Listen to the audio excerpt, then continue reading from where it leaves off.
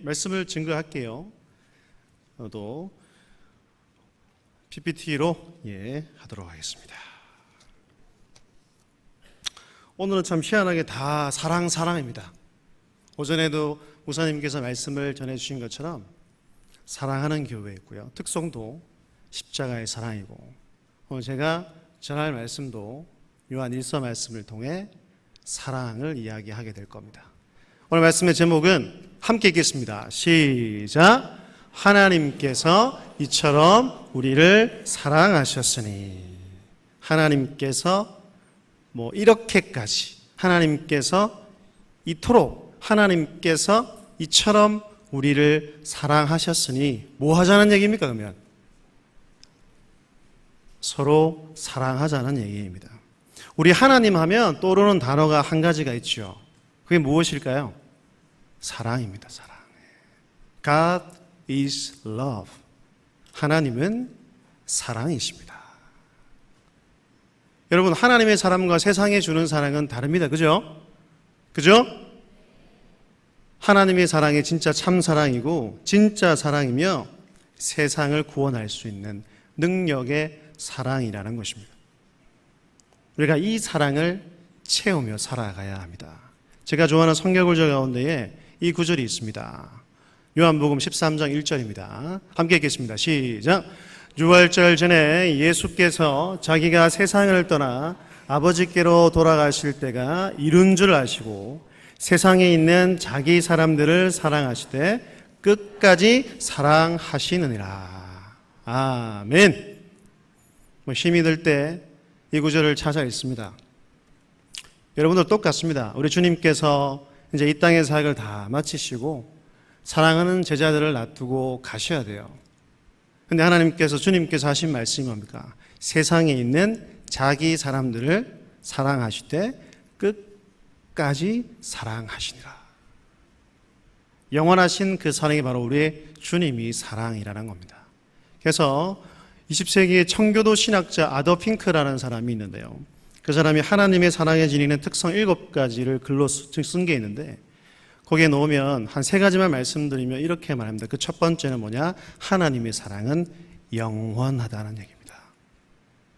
왜 하나님의 사랑은 영원하십니까? 그 이유는, 가장 결정적인 이유는 하나님이 영원하신 분이시기 때문이고, 또 하나님이 사랑 자체이시기 때문입니다. 성경은 이렇게 말합니다. 나는 알파요 오메가라. 이제도 있고 전에도 있고 장차 올 자요 전능한 자니라 라고 성경 말씀은 우리에게 증언해 주고 있다는 것입니다. 두 번째 사랑은 어떤 사랑이냐? 하나님의 사랑은 무한하다는 겁니다. 여러분, 하나님의 사랑은 제한이 있을까요?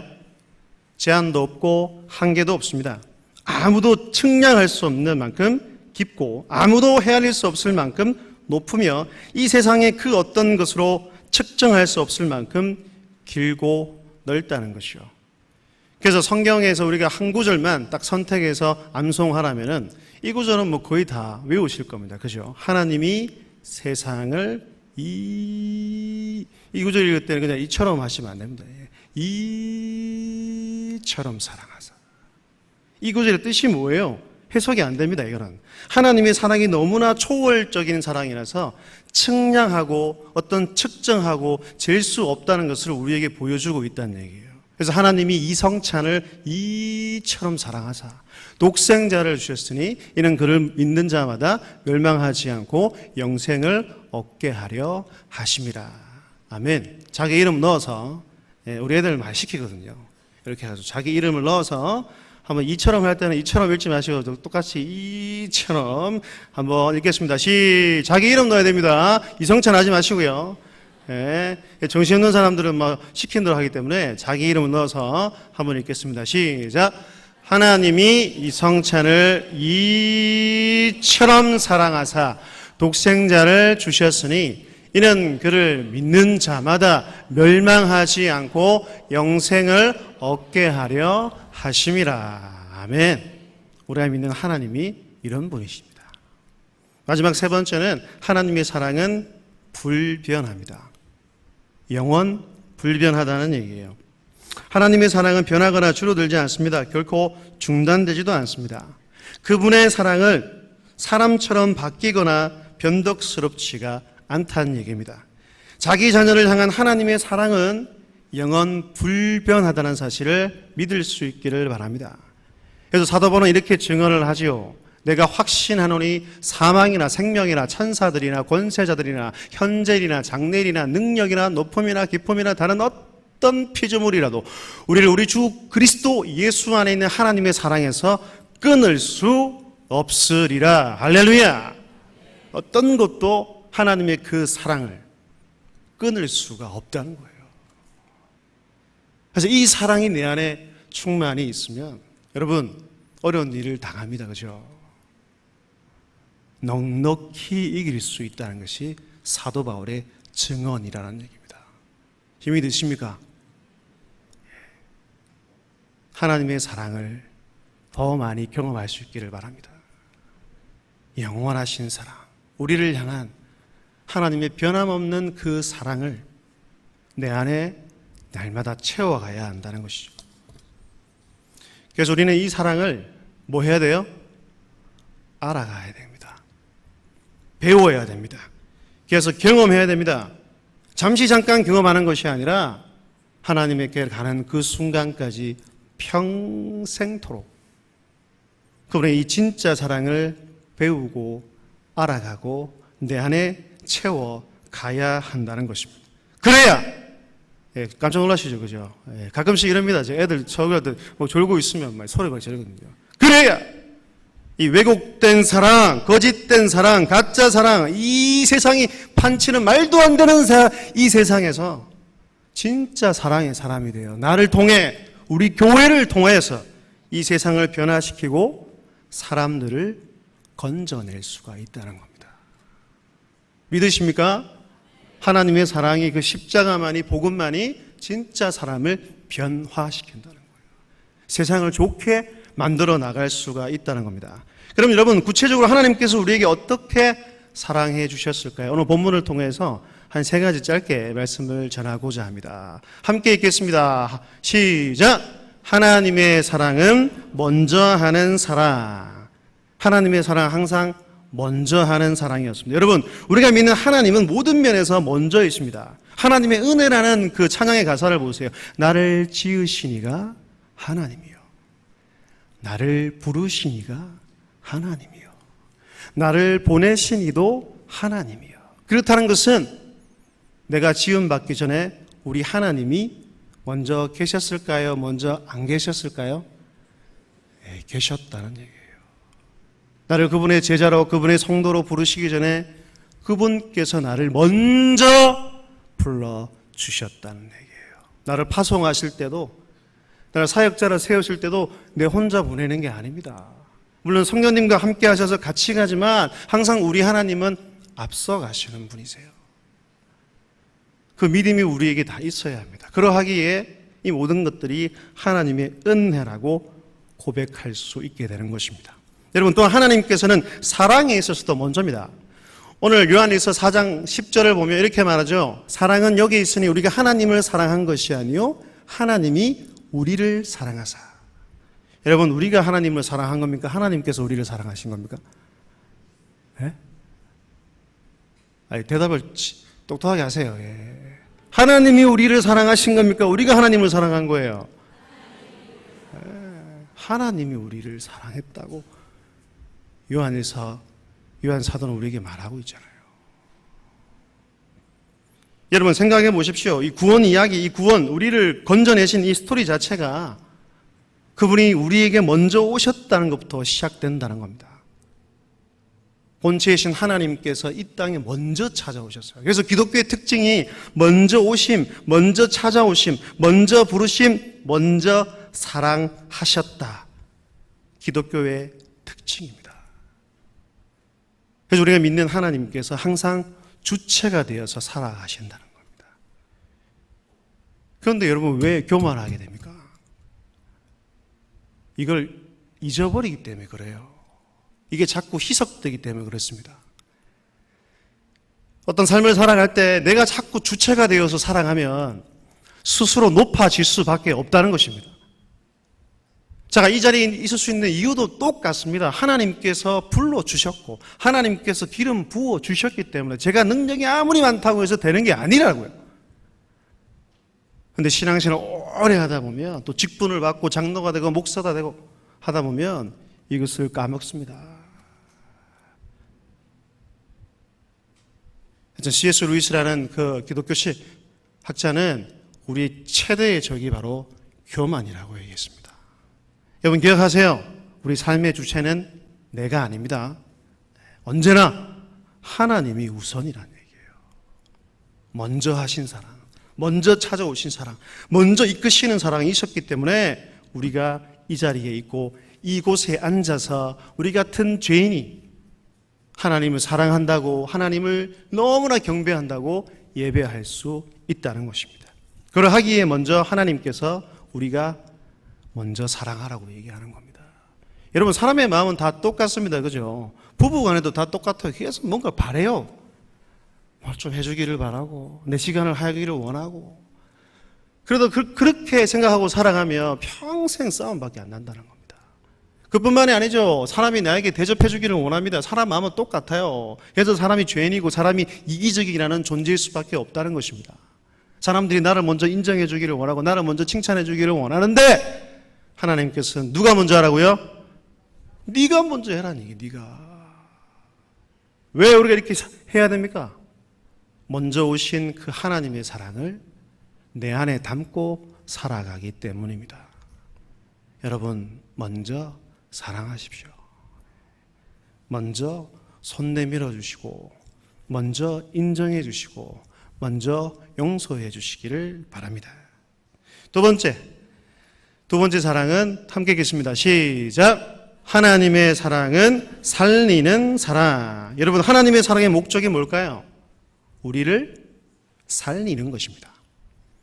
4장 9절 말씀 보겠습니다. 시작. 하나님의 사랑은 우리에게 이렇게 나타나는 바 되었으니 하나님이 자기의 독생자를 세상에 보내시면 그로 말미암아 우리를 살리려 하심이라. 할렐루야. 그 아들을 보내셔서 그 사랑의 목적, 십자가를 통해 하신 목적이 뭡니까? 우리를 살리게 하신다는 거예요. 여러분 하나님의 사랑은 우리를 살립니다. 하나님의 사랑은 우리를 부욕해 합니다. 하나님의 사랑은 우리를 풍요롭게 한다는 것입니다. 그 사랑 얼마나 아름다운지 그 사랑 얼마나 날 부욕해 하는지 그 사랑 얼마나 크고 놀라운지를 그 사랑 얼마나 나를 감격하게 하는지 이게 하나님의 사랑이라는 거예요. 요한복음 10장 10절 뭐라 합니까? 내가 온 것은 양으로 생명을 얻게 하고 더 풍성히 얻게 하려 하심이라고 말하고 있습니다. 그런데 우리의 모습은 어떻냐는 거예요. 다른 사람을 살리는 사람으로 여러분 살고 있습니까? 우리가 살아가는 세상은 어떻습니까? 이 그림이 완전 너무 잘 보여주죠. 이 세상은 이렇게 말합니다. 짓밟아라, 무너뜨려라, 물리쳐라, 무시해라, 꺾어라. 네가 항상 1등이다라고 얘기하지 않습니까? 성공주의, 1등주의가 우리가 살아가는 세상이라는 얘기입니다. 그런데 안타깝게도 우리도 세상을 살아감으로 이런 원리에 너무 익숙해져 있는 것 같습니다. 더 심각한 것은 다음 세대 아이들, 우리 초등학교도 마찬가지고 유치부, 우리 중고등부 제일 심하겠죠. 이런 데 너무 많이 노출되어 버렸다는 것입니다. 너무나 당연하게 생각합니다. 여러분 하나님의 사람은 그렇게 살아서는 안 되죠. 살리는 사람으로 살아야 되는데 나의 친구가, 내 옆집의 아이가 내 공격 대상이 되어 버렸다는 것입니다. 우리가 너무나 잘 아는 대로 우리가 진짜 본받아야 할 한 기독교인이 있습니다. 제가 성경 캠프 때도 아이들에게 얘기했는데 올해 81세의 나이로 하나님의 부르심을 받은 한동대 전 총장, 초대 총장이었던 김영길 장로님입니다. 이분은 하나님의 방법으로 하나님의 인재를 양성한 하나님의 사람으로 불리기를 원했습니다. 이 사람은 자부심이 있었습니다. 그 많은 대학교 중에 왜 우리 대학교가 필요하냐는 거예요. 하나님이 왜 이분을 통하여서 그 기독대학교로 세우러 가시는 거예요. 우리도 이제 2학기 때부터 단일 스쿨을 하잖아요. 그죠? 여러분, 우리를 똑똑한 아이로 키우기 위해서 하는 게 아닙니다. 이 말이 얼마나 좋습니까? 우리 친구들 다 물어봅니다. 공부 왜 하냐? 내가 물어보면, 뭐 좋은 대학 갈로 하죠. 공부 왜 하니? 물어보면 엄마가 뭐 열심히 하라니까요. 공부 왜 하니? 그래야 더 좋은 밥 먹고 살 수 있대요. 라고 얘기를 한다는 것입니다. 여러분, 우리는 다르잖아요. 그죠? 신앙과 인격 위에서 지식을 쌓아야 정말로 참된 사람을 살리는 사람으로 살아갈 수가 있다는 것입니다. 우리 중딩들 물어보면 바뀌어야 돼요. 왜 공부하니? 물어보면 남 도와주기 위해서라가 바뀌어야 됩니다. 왜 공부하니? 그냥 내 혼자 잘 먹고 잘 살기 위해서가 아닙니다. 우리 모든 성도도 똑같습니다. 왜 목회합니까? 왜 하나님을 섬깁니까? 더 나아가서 왜 돈벌이를 하면 왜 돈을 많이 벌어야 됩니까? 그게 좋으니까요. 그게 아니라 선한 일을 더 많이 하기 위해서, 하나님이 기뻐하신 일을 더 많이 감당하기 위해서 내가 물질이 필요하다라고 대답해야 한다는 것입니다. 우리 다니엘 스쿨 우리 아이들이 이렇게 자라기를 원합니다. 지식이 먼저 되어서. 아니 여러분, 세상 요즘에 정치권 보세요.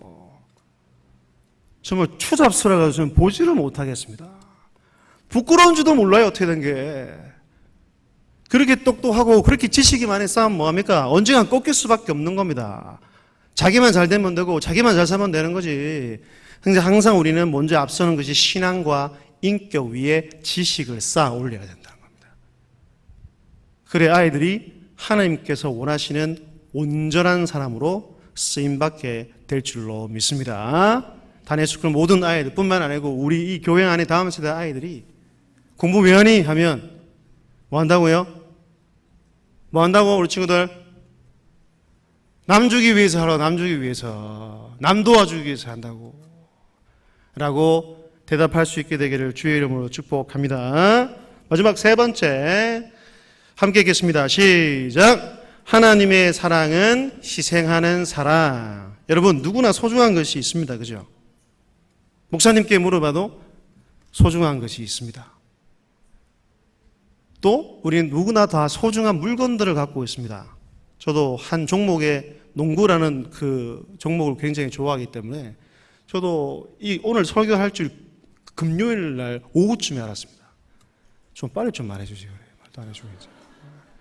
그러니까 이게 계속 새벽기도부터 해가지고 계속 설교를 준비 계속 앉아 있으니까 이게 스트레스 받는 거예요.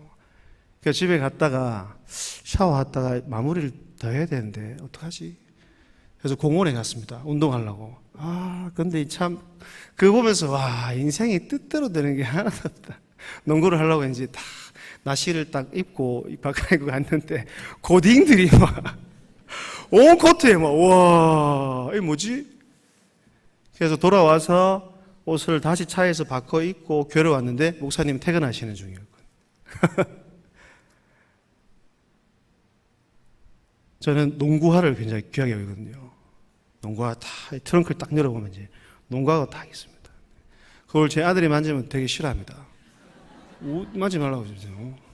막 그 위에 물건 얹으면 엄청 싫어하거든요. 구겨지니까 그거 내 농구화인데 그거 소중한 건데. 웃지만 여러분도 다 똑같지 않습니까? 소중한 물건들이 다 있어요. 그런데 생각해 보세요. 그것 하나 포기하지 못하고 그거 하나 양보하지 못하고 그거 하나 내려놓지 못할 때가 얼마나 많이 있습니까? 그런데 하나님께서는 우리를 위해서 뭘 포기하셨어요? 뭘 포기하셨어요? 네, 자기를 포기하셨어요. 자기를. 그의 아들을 이 땅에 보내주셨다는 것입니다. 그뿐만이 아니죠. 그의 아들은 어떻게 하셨습니까? 죽기까지 우리를 사랑하셨다는 거예요. 4장 10절까지 읽었는데 후반절을 보세요. 뭐라고 합니까? 우리 죄를 속하기 위하여 화목제물로 그 아들을 보내셨다고 성경은 증언하고 있습니다. 어제 막 십자가 이렇게 그림을 찾는데 이 그림이 너무 멋있더라고요. 빛이 쫙 비치면서 빛 대신 예수 그리스도가 우리 위해 십자가에 죽으셨습니다. 우리를 살리기 위해서, 우리의 죄를 용서하시기 위해서, 우리를 건져내기 위해서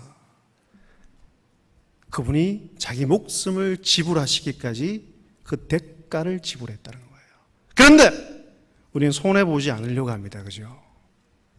막 늘 이기려고 합니다. 뭔가 손해보면 막 죽는지 합니다. 막 요만큼 손해보면 막 억울해하고 막 힘들어합니다. 힘들어. 와, 내가 질 수가 있냐고 막.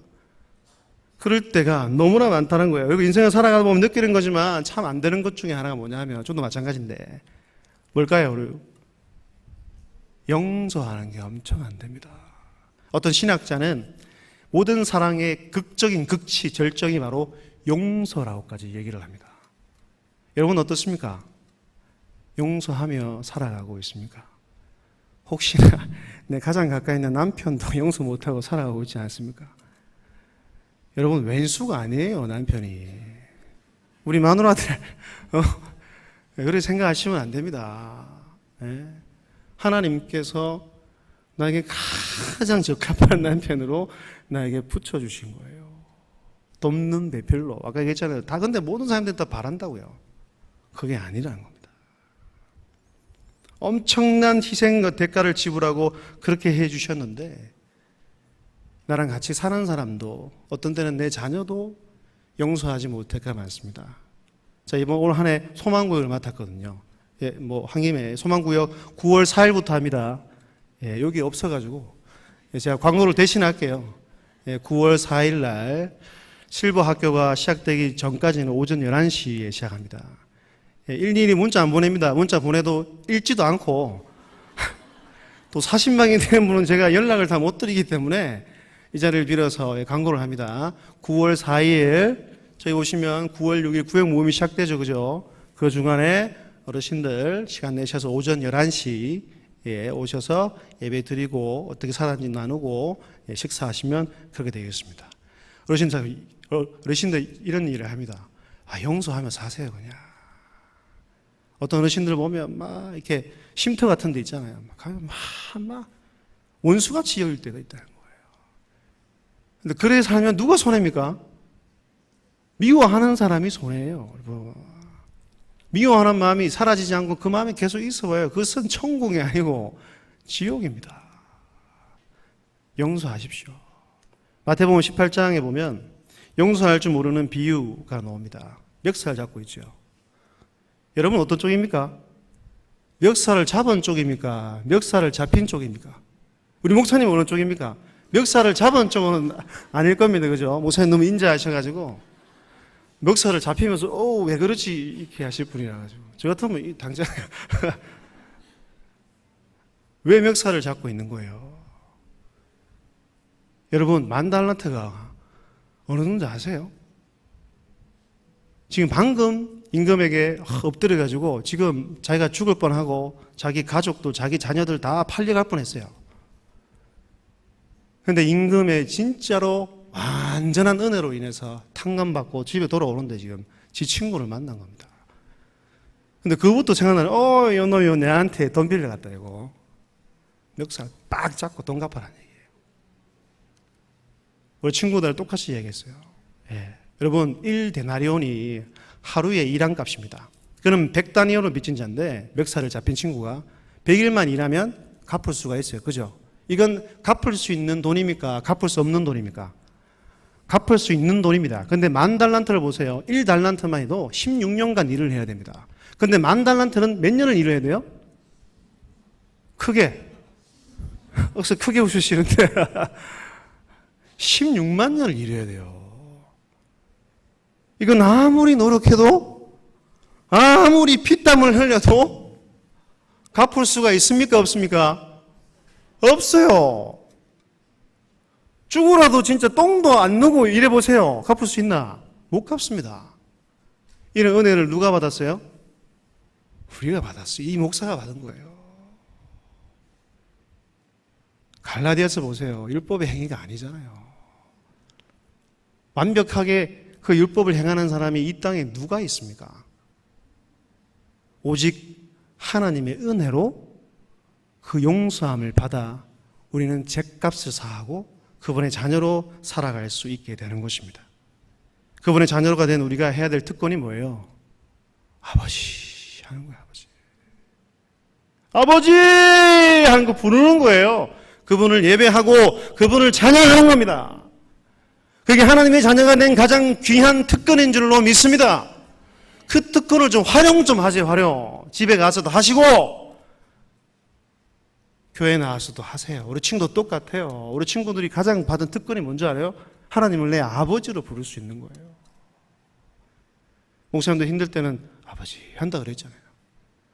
진짜 힘들면 주여 이렇게 한다 그랬잖아요. 정신 좀 차리고 좀 이사 다 끝났다 이제.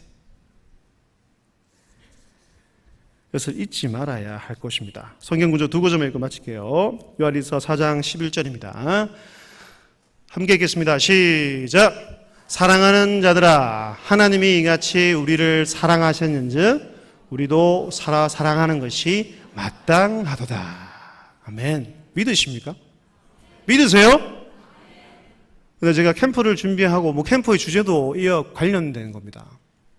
캠프를 할 때도 그렇고 캠프를 끝날 때도 그렇고 지금도 제 마음에 계속 주시는 것이 바로 사랑입니다. 사랑. 오늘 오전에 본문 보고 깜짝 놀랐습니다. 그리고 제목이 사랑하는 교회입니다. 겹치진 않겠지? 설교 내용은 다행히 겹치지 않았어요. 처음은 다행인데 이 목사에게 계속해서 주신 메시지가 뭘까요?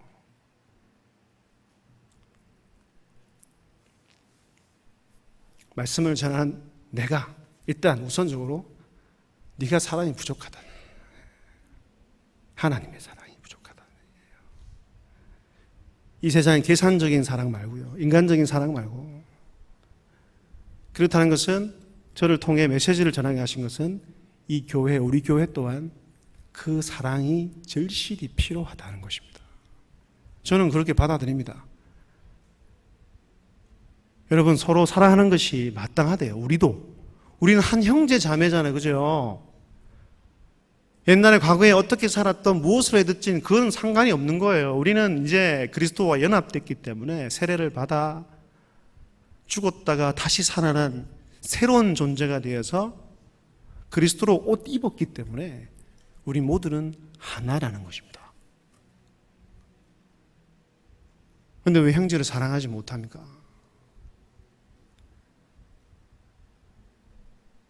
왜 형제를 자꾸 비난합니까? 그런 모습이 잘못됐다는 얘기입니다. 하나님이 이처럼 우리를 사랑하셨으니 우리도 서로 사랑하는 것이 마땅하다라고 말씀하고 있습니다. 4장 20절을 제가 다른 성경을 찾아서 이렇게 적어놓은 제가 읽어드릴게요.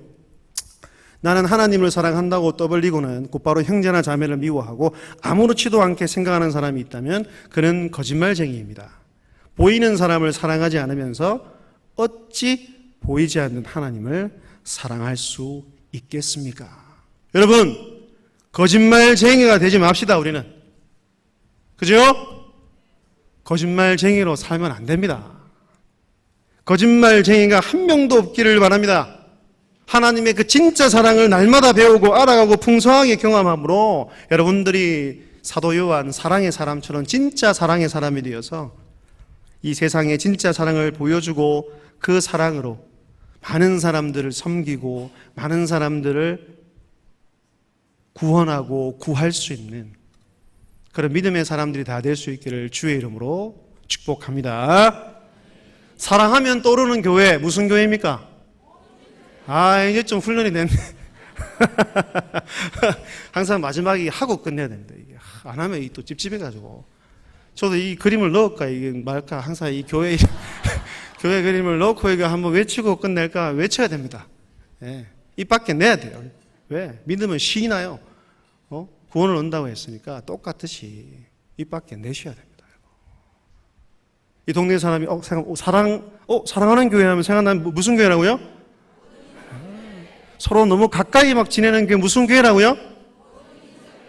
먼저 막 용서하고 싶어가지고 안 달라는 교회가 무슨 교회라고요? 뭐라고? 그 교회가 진짜 우리 교회가 되기를 주의 이름으로 축복합니다. 우리 교회 참 좋잖아요, 그죠? 제가 휴가 때 제가 처음으로 그 사역을 했던 초장동 교회를 갔습니다. 예, 목사님도 잠깐 2년 동안, 저도 2년 있었는데 거기서 집사람을 만났기 때문에 제 고향 같은 교회입니다. 목사님 좀 몸이 많이 안 좋다 그래서 찾아뵙고 인사를 드렸었는데, 근데 제가 분명히 사역할 때는 교회 본당이 컸거든요. 근데 너무 오랜만에 갔습니다. 정중에 들어가 앉았는데, 와, 이게 깝깝해 오는 거 있잖아요. 저는 깝깝한 거 되게 싫어하거든요. 집에 가면 옷도 다 벗어야 되고 막 그런 사람인데, 우리 교회에 다 서면 이게 얼마나 널찍하고 좋습니까? 우리 교회가 바로 생각나더라고요. 아, 빨리 교회 가고 싶다고. 근데 희한하게 올해 휴가는 정말로 제가 시간이 왜 이렇게 안 가는지 집에 가고 싶은데. 근데 희한하게 휴가 복귀하자마자 이번 한 주간에 제가 어떻게 지나가는지 모르겠어요. 진짜 하여튼 사람은 일을 해야 되는 것 같습니다, 목사님. 그래도 너무 많이 시키지 마시고요. 적당히 일도 하고 사람도 만나고 정말로 사랑이 넘치는 교회. 저는 우리 모든 민족교회를 사랑합니다.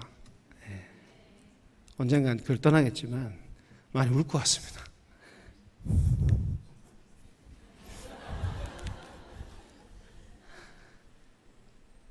그런 좋은 교회가 되었으면 좋겠고, 제발 진짜 좀 사랑합시다 우리. 부서 간에 막 그런 것도 다 필요 없고 우리는 한 형제 자매잖아요.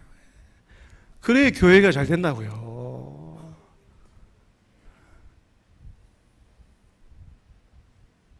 하나님의 그 사랑을 오늘 3가지로만 말씀을 드렸지만, 먼저 하신 사랑, 우리를 살리는 사랑, 우리를 구원하시기까지 모든 그 아들, 아니 자신을 버리시기까지 희생하신 그 사랑을 여러분들 마음에 잘 품어서 이번 또 한 주간을 또 승리하며 살아갈 수 있기를 주의 이름으로 축복합니다.